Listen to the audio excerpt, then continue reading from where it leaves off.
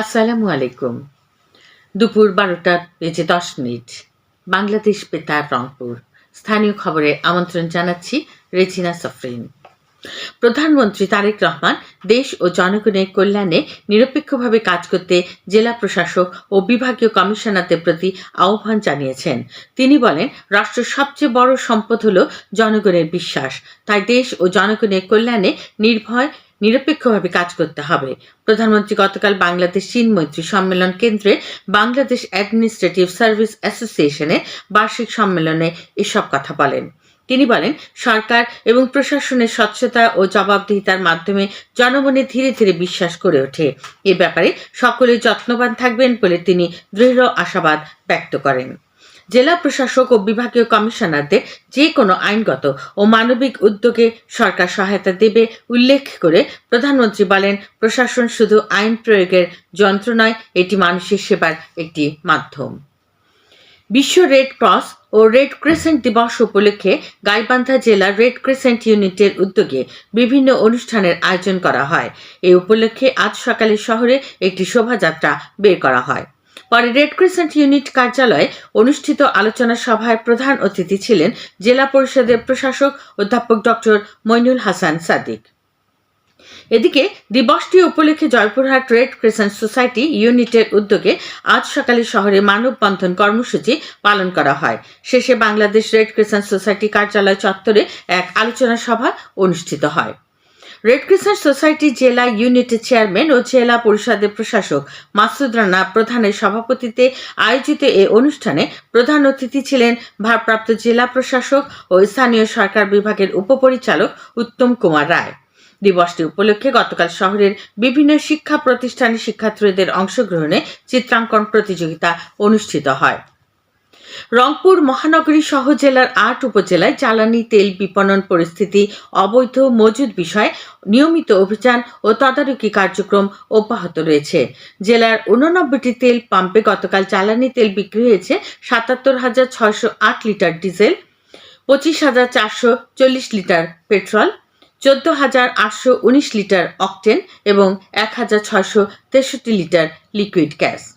বিক্রি শেষে জেলার ডিপো ও পাম্পগুলোতে মজুদ রয়েছে ৪,৪৭,৯৫০ litre diesel, ১,৩৬,৬৫৭ litre petrol, ৫৭,৯১৬ litre octane, ৮,৫৮৮ litre kerosene এবং ৩১,২০৭ litre liquid gas.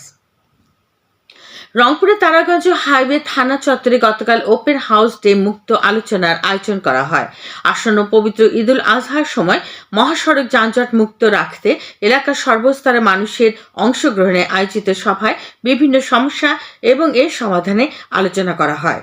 Highway circle Rangpur রিজিয়নের সহকারী পুলিশ সুপার মোহাম্মদ আতাউর রহমান এতে প্রধান অতিথি ছিলেন।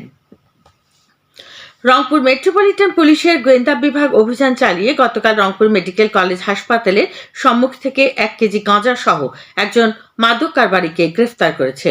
এদিকে গাইবান্ধা সাগাঠা উপজেলায় ৪০ পিস ইয়াবা সহ ২ মাদক কারবারিকে গ্রেফতার করেছে পুলিশ। উপজেলার পদুমশহর রেলগেট বাজার এলাকায় মাদক বিক্রির সময় তাদের গ্রেফতার করা হয়। কুড়িগ্রামের উলিপুর উপজেলায় বাল্যবিবাহ মুক্ত সুন্দর সমাজ গড়ে তোলার প্রত্যয়ে জনসচেতনতা বৃদ্ধির জন্য কিশোরী অধিকার ও সুরক্ষা মেলা গতকাল বিজয় মঞ্চ চত্বরে অনুষ্ঠিত হয়েছে। ইসলামিক রিলিফ বাংলাদেশের আয়োজনে এ উপলক্ষে আলোচনা সভা, রচনা ও কুইজ প্রতিযোগিতা, নাটক ও সাংস্কৃতিক অনুষ্ঠানের আয়োজন করা হয়। মেলার শেষে বিজয়ীদের মধ্যে পুরস্কার বিতরণ অনুষ্ঠানে প্রধান অতিথি ছিলেন উপজেলা নির্বাহী অফিসার ATM আরিফ। বিশ্বকবি রবীন্দ্রনাথ ঠাকুরের ১৬৫তম জন্মবার্ষিকী উপলক্ষে বাংলাদেশ শিশু একাডেমি রংপুর জেলা শাখা শিশুদের আবৃত্তি ও সঙ্গীত প্রতিযোগিতার আয়োজন করেছে। রংপুর শিশু একাডেমি মিলনায়তনে আগামীকাল বিকেল ৩টায় আয়োজিত প্রতিযোগিতায় ক গ্রুপে প্রথম থেকে পঞ্চম এবং খ গ্রুপে ষষ্ঠ থেকে দশম শ্রেণীর আগ্রহী শিক্ষার্থীদের অংশগ্রহণের জন্য আহ্বান জানানো হয়েছে। কুড়িগ্রামের চিলমারী উপজেলা নয়ারহাট ইউনিয়নে প্রান্তিক চাষিদের মাঝে গতকাল স্প্রে মেশিন বিতরণ করা হয়েছে। স্থানীয় ইউনিয়ন পরিষদ চত্বরে এ উপলক্ষে আয়োজিত অনুষ্ঠানে প্রধান অতিথি ছিলেন উপজেলা নির্বাহী কর্মকর্তা মোহাম্মদ মাহমুদুল হাসান। অনুষ্ঠানে ইউনিয়নের ৩০ জন চাষির মাঝে একটি করে স্প্রে মেশিন বিতরণ করা হয়। সবশেষে আবহাওয়া। আজ সন্ধ্যে 6টা পর্যন্ত অভ্যন্তরীণ নদীবন্দরগুলোর জন্য পূর্বাভাসে বলা হয়েছে টাঙ্গাইল, ময়মনসিংহ ও সিলেট অঞ্চলসমূহের উপর দিয়ে উত্তর পশ্চিম দিক থেকে ঘন্টায় 45 থেকে 60 কিলোমিটার বেগে দমকা থেকে ঝোড়ো হাওয়া বয়ে যেতে পারে। সেই সঙ্গে বৃষ্টি অথবা বজ্র সহ বৃষ্টিপাতের সম্ভাবনা রয়েছে।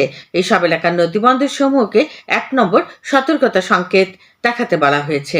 খবর শেষ হলো। আমাদের পরবর্তী স্থানীয় খবর প্রচারিত হবে বেলা 2টা 5 মিনিটে।